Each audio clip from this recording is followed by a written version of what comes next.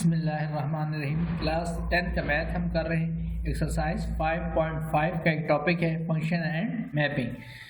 इसको अच्छी से समझाने के लिए मैंने आपको अलग से इस एक्सरसाइज की इस टॉपिक की अलग से एक वीडियो बना दी ताकि आपको इसका कॉन्सेप्ट अच्छे से समझ आए। स्टार्ट करते हैं। फंक्शन और बेसिकली दोनों एक ही नाम है, यानी इसको फंक्शन भी कहा जाता है और इसको हम मैपिंग भी कहते हैं। स्टार्ट करते हैं फंक्शन की डेफिनेशन से। फंक्शन की डेफिनेशन है suppose A and B are two non empty sets. हमारे पास सपोज करें फर्ज करते हैं ए और बी दो नॉन एम्प्टी सेट हैं। एम्प्टी सेट और नॉन एम्प्टी सेट में क्या फ़र्क होता है? ये हमारे पास एक सेट लिखा है, फॉर एग्जांपल ए का वैल्यूज है 1 2 3, बी सेट है एलिमेंट्स है उसके ए एंड बी। ये जो अंदर वाली वैल्यूज मैंने बोली इनको एलिमेंट्स कहते हैं। ये प्रॉपर सेट बन गया, ये भी एक सेट है। जरूरी नहीं कि उसमें 3 एंट्रीज होंगी, 4 5 6 7 भी आ सकती हैं। इसमें ए बी सी डी भी आ सकती है और जस्ट एक एंट्री का रखूँ तो इसमें जस्ट एक एंट्री तब भी ये सेट है। इनमें 2 स्किप कर देता हूँ, कुछ भी 2 स्किप कर दें, ये 2 एक एलिमेंट इसमें आ रहा है तब भी ये सेट है। नॉन एम्प्टी सेट किस तरह, ये तो हो गया non empty set. Empty set किस तरह का होगा? ये हमने 0 डाला, इसके ऊपर से ऊपर लाइन हो जाता है, इसको 5 कहते हैं। तो ये हमारे पास एक एम्प्टी सेट आ गई। इस वर्जन में भी इसको लिख सकते हैं, या फिर ये करली ब्रैकेट्स डाल दें और अंदर कुछ भी नहीं लिखना, तो ये भी क्या होगा? आपका एम्प्टी सेट होगा।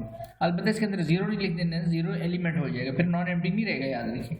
तो इस तरह लिख सकते हैं, इस तरह से दोनों वर्जन है। ये एम्प्टी सेट हो गया और ये आपका नॉन एम्प्टी सेट हो गया। जरूरी कि उसमें 3 एलिमेंट आएंगे, 2 एलिमेंट आएंगे, तो अब हम उसको नॉन एम्प्टी सेट, एक एलिमेंट भी आ सकता है, 5 6 7 एलिमेंट्स भी आ सकते हैं, ठीक है। तो ये तो हो गया हमारे पास पहली बात कि हमें भी पता हो कि नॉन एम्प्टी सेट और एम्प्टी सेट क्या होगा। यहाँ पर हमारी जो डेफिनेशन है फंक्शन की है मैपिंग की, वो कहती है suppose A and B are two non empty sets, 2 non empty sets हैं।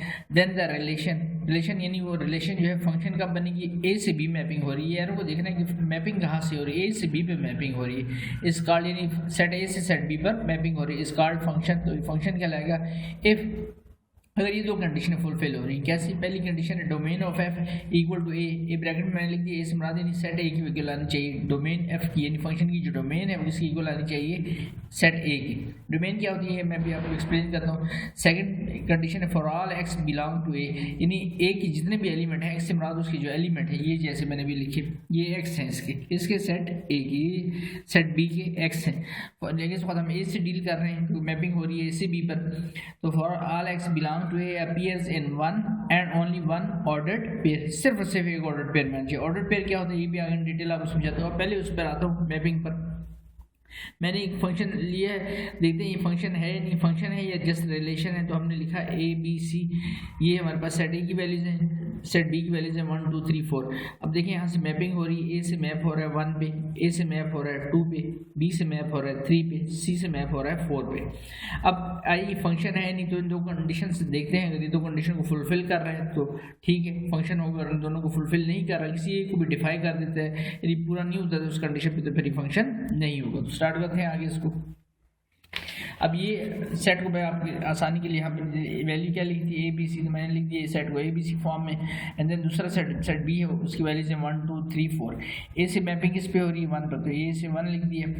फिर ए से मैपिंग हो रही है 2 पर, फिर बी से 3 पर, फिर सी से 4 पर। तो ये हमारे पास वैल्यूज आ गई। अब देखिए अगर ये 2 कंडीशन को पूरी कर रहा है, domain of F equal to A यानी सेट ए इक्वल आता है, और एक्स बिलोंग्स टू ए, जो एक्स के एलिमेंट है, ए के एलिमेंट है, वो appears in 1 and only 1 order pair में आते हैं। तो ये दोनों कंडीशन अगर फुलफिल होती है तो फंक्शन है, और दोनों में से एक भी स्किप कर जाती है तो फंक्शन नहीं होगा।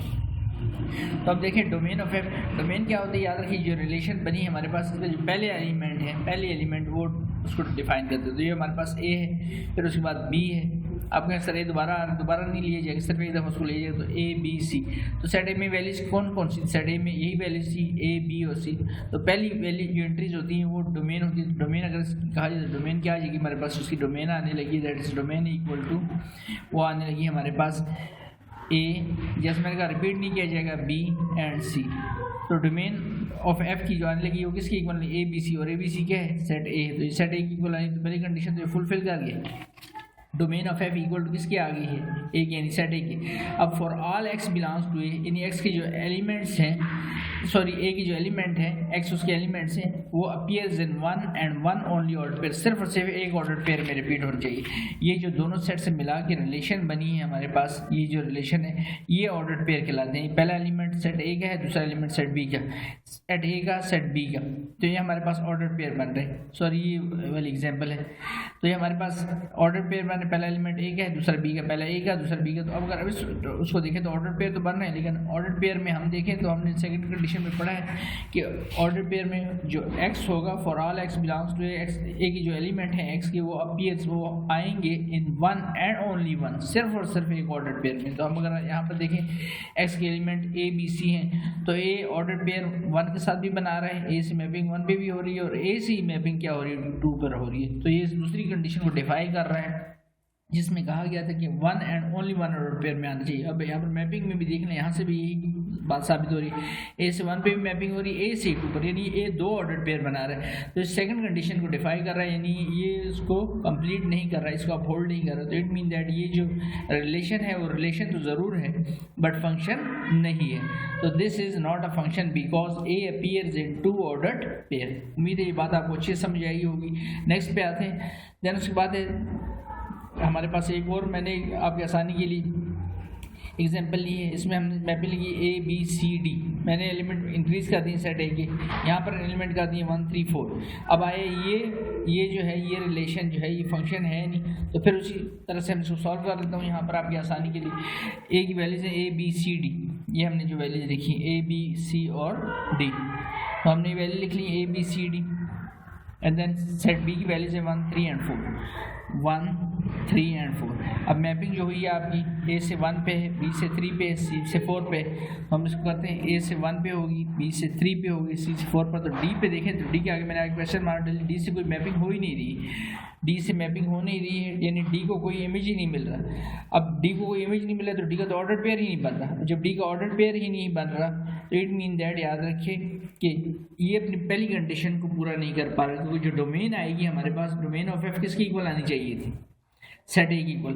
तो सेट ए की इक्वल तभी डोमेन आएगी जब आप कहें ये ऑर्डर पेयर है, ऑर्डर पेयर का जो फर्स्ट एलिमेंट होता है वो डोमेन को डिनोट करता है। तो ये ए आ गया हमारे पास, बी आ गया ऑर्डर पेयर, सी। यहाँ ऑर्डर पेयर कंप्लीट ही नहीं हो रहा है, आप देख रहे हैं मैंने क्वेश्चन मार्क डाला तो ऑर्डर पेयर कंप्लीट नहीं हो रहा, तो ये भी फंक्शन नहीं हो गई, ये अपनी पहली कंडीशन को भी फुलफिल नहीं कर पा रहा।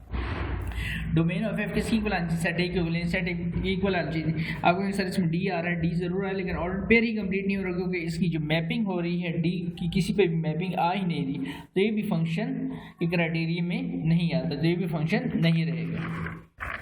ये जो एरोज होते हैं ये बताते हैं कि कहाँ से मैपिंग हो रही है, ए से बी पर मैपिंग हो रही है। तो this is it is not a function, ये भी फंक्शन नहीं, because in set A the element D did not have any image in set B, इसको इमेज ही नहीं मिला, तो इस वजह से भी फंक्शन नहीं है। थर्ड केस पे आते हैं, दिस इज अ फंक्शन।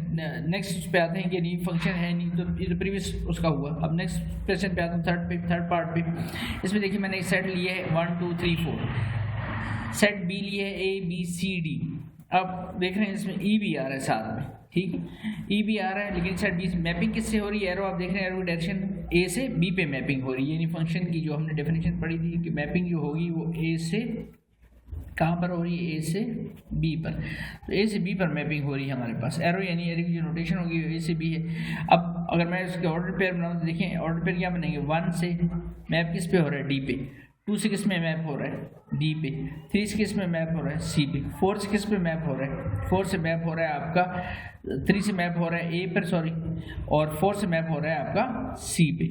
अब सर यहाँ पर भी एक एलिमेंट पर मैपिंग जिसकी तरफ से हो रही होती है उसको देखा जाता है, याद रखिए मैपिंग हो रही है ए से बी, आप एरो देख रहे हैं ए से बी मैपिंग हो रही है, इसकी किसी एलिमेंट को मिस नहीं होना चाहिए, एक बात। अब इस क्राइटेरिया गुजारते हैं कि डोमेन ऑफ एफ इसके इक्वल है, तो डोमेन पहली वैल्यू देखिए सेट इक्वल आती है, पहली वैल्यू डोमेन की होती है 1 2 3 और 4, और ये सारे कंप्लीट ऑर्डर पेयर हैं, तो डोमेन ऑफ एफ किसके इक्वल आने लगी 1 2 3 और 4, और ये कौन सा सेट आ गया हमारे पास, सेट ए की। तो पहली कंडीशन पूरी हो रही है कि डोमेन ऑफ एफ इक्वल किसके आने लगी, domain of F set A की इक्वल आने लगी। Second condition for all X belong to A, set A की जो एलिमेंट है यानी एक्स जो है appears in one and only one order pair, तो सिर्फ एक ऑर्डर पेयर में रिपीट होनी चाहिए।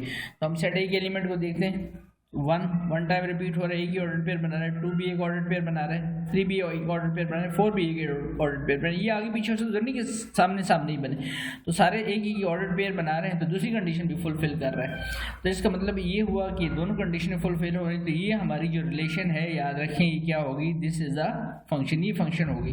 अब आपके जहन में सवाल है कि सर यहाँ पे जो एक एलिमेंट मिस हो गया, जिसकी तरफ से मैपिंग हो रही हो उसकी तरफ से कोई एलिमेंट मिस नहीं होना चाहिए, याद रखें। जिस पर मैपिंग हो रही है उसकी तरफ से अगर एलिमेंट मिस हो जाए तो